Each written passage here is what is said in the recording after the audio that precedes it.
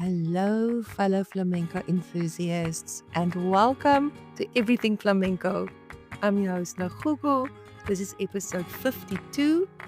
Today, we're finally going to continue talking about dance injuries, specifically diving into a topic that doesn't often get the attention it deserves, which is dance and mental health, particularly the emotional toll of being injured, because we often talk about the physical aspects of an injury, like we did in some of our previous episodes, how to treat it, recover from it, get back to dancing. But what happens when the injury starts affecting you mentally and emotionally? So let's talk about that today.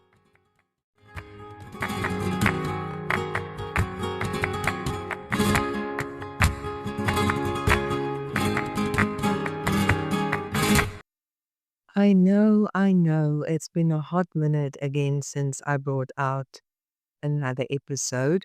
I think with the last one, I took so long of a break that it's going to take some time to get back into bringing out episodes every week again, but I'm going to try my best. So let's just continue with our topic for today. As dancers, we really pour so much of ourselves into our craft, and when we're unable to do what we love, it can really take a serious toll on our well being. And this is especially true in flamenco, a dance that is rooted so deeply in passion, expression, and performance. I've seen it firsthand in both myself and others. Injuries can really be a very heavy burden, not just physically, but also emotionally. And in flamenco, where the music and the dance come from a place of deep emotional expression, being sidelined by an injury can really feel like you're losing a part of yourself. The intensity with which we connect to our art makes it even more challenging when we're told to rest or when the pain holds us back from performing at our best. It can bring on frustration, fear, and even sadness. And sometimes it's hard to reconcile the dancer you were before the injury with the one you are now. Today, we'll explore these mental struggles and just try to better understand how injuries impact our mental health, especially in the world of flamenco. When we are injured, especially as dancers, it can be incredibly frustrating. Our bodies are our tools, and when something's off or we can't perform to the level we expect of ourselves, it can really feel like we've lost a part of our identity. And this is particularly true in flamenco, a dance that demands so much from us physically. We have to rely on strength, precision, and endurance to express our emotions through every movement. When an injury holds us back, it often leads to self doubt. We question whether we'll be able to perform again or if we'll ever be as good as we once were. It's really so frustrating, and it becomes intertwined with emotional frustrations, and it can really chip away at our confidence. Injuries also come with a significant emotional toll. I've seen it in my own experience and with fellow dancers. There's a sadness that comes with being unable to dance. The sheer act of expressing yourself through movement, especially in a deeply emotional art form like flamenco, becomes something that feels so out of reach. Because flamenco has such a strong community aspect, if you cannot dance, it can really lead to feelings of isolation because flamenco is not just a performance, it's a way of connecting with others, whether it's your audience, your fellow dancers, or the music itself. When that is taken away, there's a sense of anger or sadness that can creep in. You may feel disconnected from the world of flamenco and like you're missing out on a piece of life that was always so vibrant and such a big part of you. It's a loss of identity, so to speak, because For many dancers, flamenco isn't just something we do, it's a huge part of who we are. It's tied into our identity, our self-worth, and our daily life. And when we can't dance, it really feels like a loss of that part of ourselves. The passion, the rhythm, the movement, they all shape who we are. So when an injury takes that away, you might really start to wonder, who am I without flamenco? A few years ago, I had to stop dancing for a little while, and it was really, really difficult. It wasn't an injury, it was just life and things like that. And it was really, really difficult because it made me question, who am I without flamenco? So the same that I'm asking here, it's really not about missing rehearsals or performances. It's about missing the way that dancing makes you feel alive. And when you don't have that anymore, it's easy to feel lost or unsure about your sense of self when you are sidelined like that. So, how do you see your healing journey? Your state of mind during recovery can have a significant impact on the time that it takes to heal. So, how are you viewing your injury? Are you seeing it as a complete disaster with no way out? Or do you see it as an opportunity to work on other aspects of your craft? Because we all know flamenco is not just dancing, it's much more than that. There are many other aspects of the beautiful art form that you can explore. There's obviously also a pressure to heal quickly. Might not be from your community, but within yourself, you might pressure yourself to heal quickly so that you can get back to dancing as soon as possible. And when you see your fellow students or dancers getting ready for a performance or progressing in class, it can create an additional layer of pressure for you, even though it's maybe not intended by them.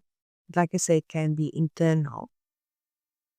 There can be an expectation to bounce back quickly, to get back on stage and keep dancing, especially if there are opportunities coming up like shows.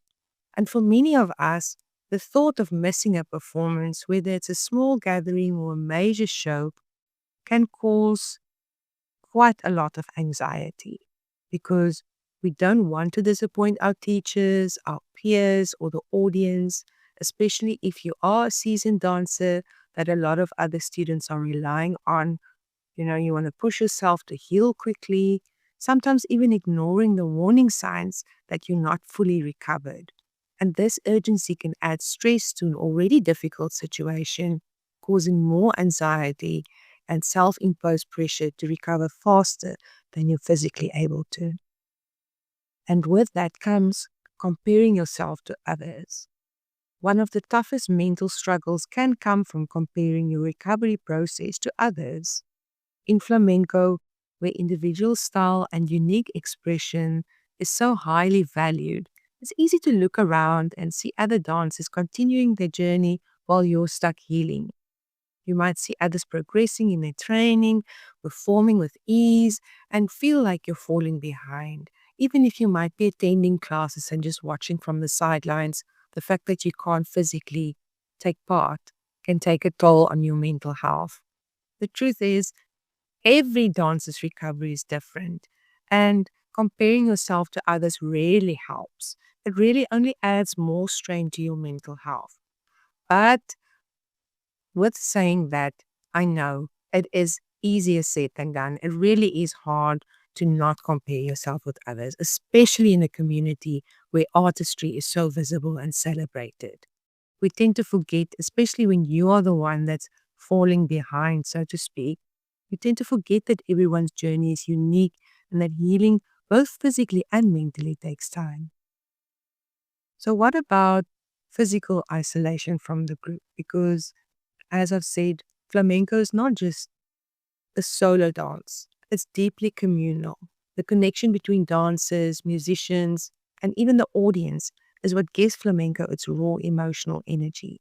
And when you're injured and you can't participate in group rehearsals or performances, It's not just the physical act of dancing that you miss, it's the shared experience, that collective energy of moving as one, of being in sync with the rhythm, and feeding off the passion of your fellow dancers and musicians is irreplaceable.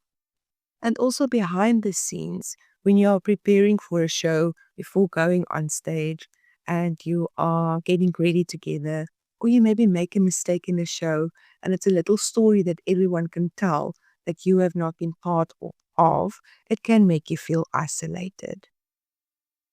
When you're sitting out, it can create a sense of physical isolation from the group because you're no longer part of that rhythm, that flow, the little stories that come from the experience together. This physical separation often leads to emotional isolation as well. You begin to feel as though you're removed from the heart of flamenco, almost as if you're watching the world go by while you're stuck in one place, unable to join in. In flamenco, the social aspect of dancing is vital. It's not just about the art form itself, but about being part of a community that shares a common passion. Flamenco dancers form bonds during rehearsals, performances, and festivals. When you're injured and unable to join in, that sense of community can feel like it's slipping away. You may feel disconnected from your fellow dancers, and the feeling of missing out on these social and cultural experiences can deepen the emotional toll of the injury. It's not just the dance that you miss, but the social connection, the shared joy of performing together, and the sense of belonging to a group. Being injured can leave you feeling like an outsider in a world you were once deeply immersed in. Then there's also the mental challenges of maintaining progress, like fear of losing technique, because flamenco is a deeply technical and intricate dance style. It's not just about the passion and expression, it's about precision in footwork, posture, and timing. When a dancer is injured, they might experience a significant fear of losing their technique, especially if they are forced to take time off from dancing. The mind starts racing with thoughts like, what if I fall behind? What if I can't get back to the level I was at? There's a constant mental pressure to maintain the precision and power that flamenco demands, even if your body isn't ready to handle it yet. This fear of losing your technique can be overwhelming because for many dancers, their technique is a reflection of their identity. It's how they define themselves as artists. So just thinking about the fact that technique is slipping away, even if it's temporary, it can trigger a deep sense of anxiety. But the truth is, again, healing takes time. That period of rest or reduced training is so necessary to restore your body and to avoid worsening the injury.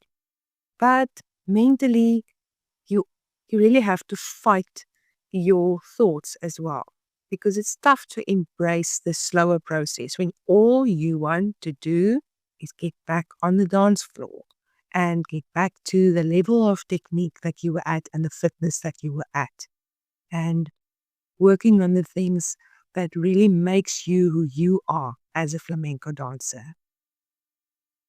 If you have serious injuries, it can often require sustained long-term recovery efforts.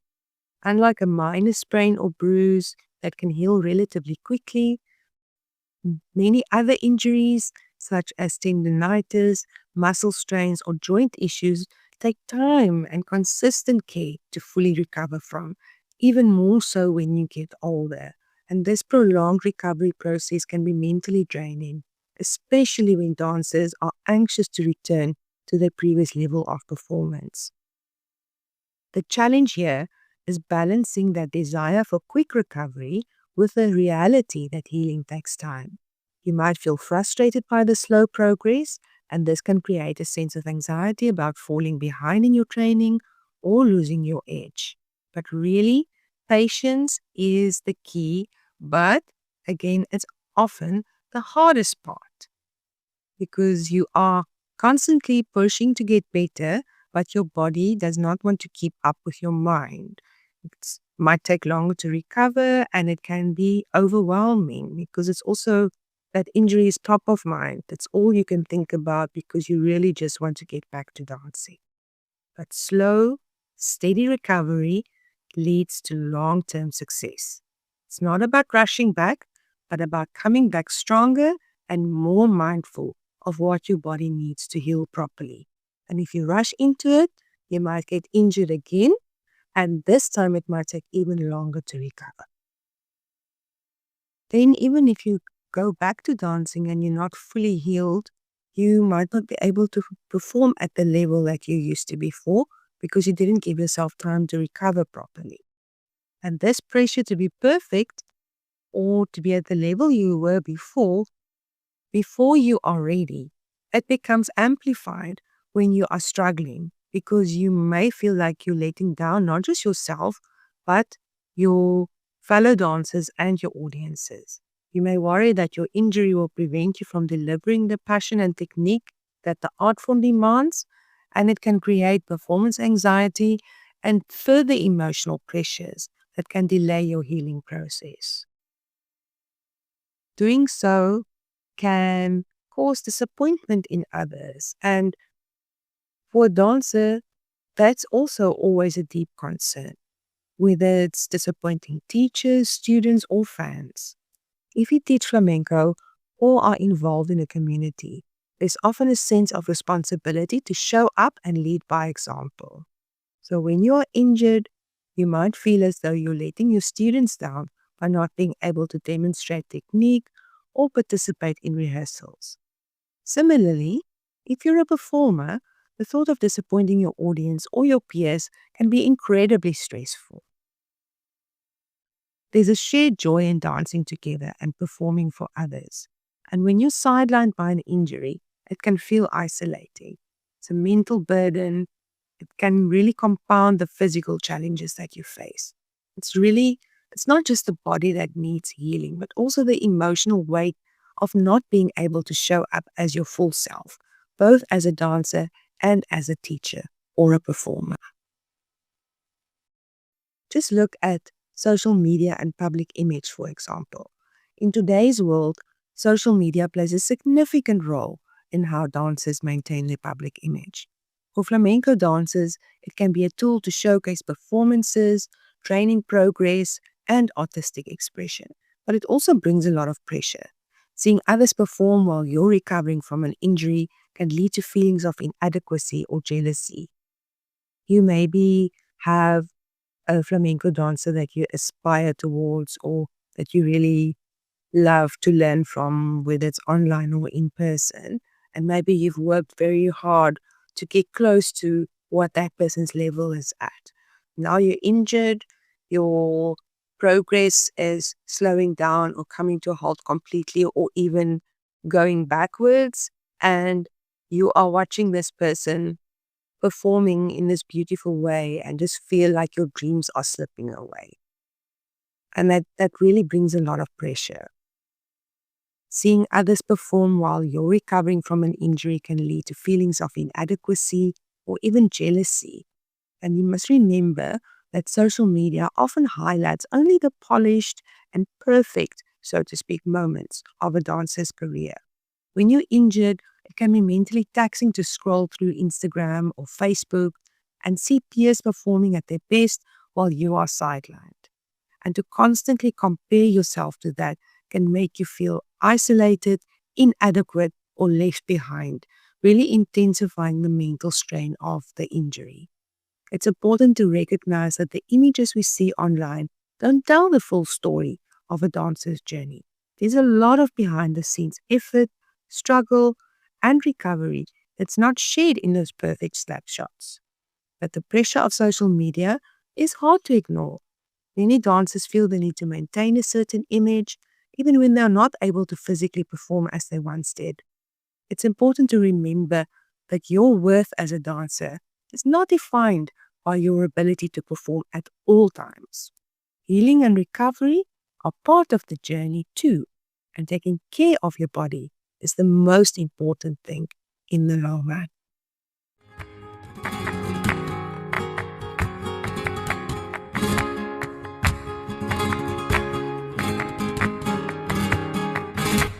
This was an episode that deeply touched me because I have been injured quite a few times and had to sit out on dancing and had my husband drive me to class so that I could just look at the choreographies and be part of the student experience. So, if you are listening to this episode while dealing with an injury yourself, I really want to remind you that you are not alone. This emotional roller coaster, the frustration, the loneliness, these feelings really are real and they matter. In flamenco, we're taught to channel emotion into movement. That when movement isn't possible, it's okay to just feel, to sit with the discomfort, to honor the pause. Recovery isn't a detour, it's still part of your journey. Sometimes it's in the quiet spaces, away from the studio or the stage, that we learn the most about ourselves as artists and as people. If this episode brought you comfort, perspective, or even just a sense of being understood, that makes my heart happy. Just be gentle with yourself. Flamenco isn't going anywhere, and neither are you. So until next time, just keep flamenco in your heart, even if your feet aren't quite ready to follow it just yet. I'm not going to say next week. Let's just say next time. We will talk about tools that you can use to cope with the mental strain of injuries. So until then, ole!